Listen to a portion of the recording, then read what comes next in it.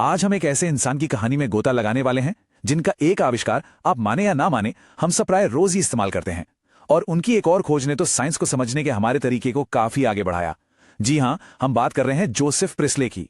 अच्छा, कभी कोई ठंडी फिजी ड्रिंक पीते हुए सोचा है कि ये बनी कैसे? इसकी शुरुआत किसने की?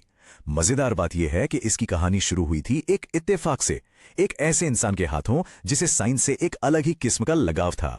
तो मिलिए इनसे, ये हैं जोसेफ प्रिस्ले। इनका जन्म 1733 में इंग्लैंड में हुआ था। पर इन्हें सिर्फ एक साइंटिस्ट कहना, पता है इनके साथ थोड़ी नाइंसाफी होगी। इनके व्यक्तित्व के कई और भी पहलू थे और वो सब इनके काम में भी साफ साफ दिखते हैं। पता है सबसे मजेदार बात क्या है? प्रिस्ले के लिए साइंस उनका मेन काम यानी प्रोफेशन था ही नहीं। वो तो एक जुनून था, एक हॉबी। असल में तो उनकी जिंदगी धर्म, पढ़ाई लिखाई और फिलॉसफी के आसपास ही घूमती थी। लेकिन वो जो एक अंदर की जिज्ञासा होती है ना, वो उन्हें बार बार खींचकर अपनी लैब में ले ही आती। आप देखिए प्रिस्ले की ये मल्टी टैलेंटेड पर्सनालिटी कितनी कमाल की थी। मतलब एक ही इंसान धर्म पर लिख भी रहा है, स्कूलों में पढ़ा भी रहा है और फिर फुर्सत में हवा और गैसों पर एक्सपेरिमेंट भी कर रहा है। वो असल में एक पॉलीमैथ थे और उनकी ये जो अलग अलग फील्ड्स की समझ थी ना, उसका असर उनके साइंटिफिक नजरिए पर भी पड़ता था।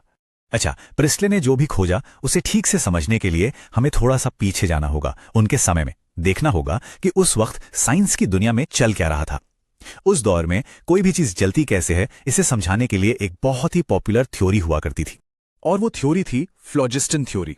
अब ये क्या थी? तो इसके हिसाब से हर जलने वाली चीज के अंदर फ्लोजिस्टन नाम का एक, कह लीजिए, एक इनविजिबल सब्सटेंस होता है। और जब वो चीज जलती है तो ये फ्लोजिस्टन उसमें से बाहर निकल जाता है। सीधा सा हिसाब था, जो चीज जितनी आसानी से जलती है उसमें उतना ही ज्यादा फ्लोजिस्टन है। तो इस थ्योरी के मुताबिक जलने का मतलब बस फ्लोजिस्टन का रिलीज होना था। जैसे लकड़ी जली, उसमें से फ्लोजिस्टन निकल गया और पीछे क्या बचा? बस राख। अब ये थ्योरी याद रखिएगा, क्योंकि ये प्रिस्ले के काम और वो अपनी खोजों को कैसे समझते थे, इस पर बहुत गहरा असर डालने वाली है। तो चलिए अब आते हैं प्रिस्ले के सबसे मशहूर एक्सपेरिमेंट्स पर। वो हिस्से जहां उनकी क्यूरियोसिटी ने उन्हें कुछ ऐसी खोजों तक पहुंचाया जो सच में कमाल की थीं। ये जो टाइमलाइन आप देख रहे हैं ना, ये उनके सबसे प्रोडक्टिव फेज को दिखाती है। सोचिए, कुछ ही सालों के अंदर कार्बोनेटेड पानी से लेकर अलग अलग तरह की गैसों तक उन्होंने एक के बाद एक कितनी जरूरी खोजें की। इन सभी ने केमिस्ट्री की समझ को एक नया आयाम दिया। तो सोडा वाटर की कहानी वो शुरू होती है एक ब्रूअरी यानी शराब की भट्टी से। प्रिस्ले ने देखा कि बियर बनने के प्रोसेस में जो गैस निकल रही है, जिसे उस जमाने में फिक्स्ड एयर कहा जाता था, उसमें कुछ तो खास है। तो उन्होंने क्या किया, पानी का एक कटोरा लिया और उसे उस गैस के ठीक ऊपर लटका दिया। और फिर जब उन्होंने उस पानी को टेस्ट किया तो उन्हें एक बिल्कुल नया, एक रिफ्रेशिंग सा टेस्ट मिला। ये तो असल में कार्बन डाइऑक्साइड वाला पानी था, मतलब दुनिया का पहला सोडा वाटर। प्रिस्ले ने खुद कहा कि इसे पीने में उन्हें एक अजीब तरह की संतुष्टि मिली। आपको पता है, अपनी इतनी सारी साइंटिफिक अचीवमेंट्स के बाद भी प्रिस्ले सोडा वाटर के इस आविष्कार को अपनी सबसे सुखद खोज मानते थे। शायद इसलिए क्योंकि ये बहुत सिंपल थी, मजेदार थी और पूरी तरह से अनएक्सपेक्टेड थी। अब सोडा वाटर से आगे बढ़ते हैं उनकी अगली बड़ी खोज पर, जो हुई 1774 में। इस बार उन्होंने एक बहुत पावरफुल लेंस लिया और सूरज की किरणों को एक लाल रंग के पाउडर मर्क्यूरिक ऑक्साइड पर फोकस किया। और ऐसा करने पर उसमें से एक गैस निकलने लगी। और ये कोई मामूली हवा नहीं थी, नहीं। जब उन्होंने इस गैस के अंदर एक जलती हुई मोमबत्ती रखी तो उसकी लौ भक्त से और तेज हो गई। फिर उन्होंने एक चूहे को इस गैस से भरे जार में रखा और वो चूहा नॉर्मल हवा के मुकाबले कहीं ज्यादा देर तक जिंदा रहा। कुछ तो अलग था इस हवा में। प्रिस्ले ने तो खुद भी इस गैस में सांस लेकर देखा और उन्होंने बाद में लिखा कि उन्हें अपनी छाती में एक अजीब सी, एक हल्की और आरामदायक फीलिंग आई। तो मतलब उन्होंने एक ऐसी हवा खोज निकाली थी जो जिंदगी के लिए भी अच्छी थी और जलने में भी मदद करती थी। अब यहीं पर कहानी दिलचस्प हो जाती है। प्रिस्ले ने अपनी खोज को कैसे समझा और हम आज उसे कैसे समझते हैं, इसमें जमीन आसमान का फर्क है। याद है वो फ्लोजिस्टन थ्योरी?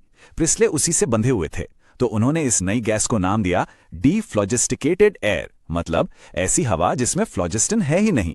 जबकि दूसरी तरफ एक फ्रेंच साइंटिस्ट थे, एंटोनी लावोजिए। उन्होंने कहा नहीं, ये एक बिल्कुल नया एलिमेंट है और उन्होंने ही इसे नाम दिया ऑक्सीजन। तो फिर प्रिस्ले की लेगेसी, उनकी विरासत क्या है? सच पूछिए तो ये खोजों और एक गहरे साइंटिफिक कंट्रोवर्सी का बड़ा ही मजेदार मिक्सचर है। देखिए, बात सिर्फ ऑक्सीजन की नहीं थी। प्रिस्ले ने और भी कई जरूरी गैसों को या तो आइसोलेट किया या फिर पहचाना। उनका काम सच में जबरदस्त था।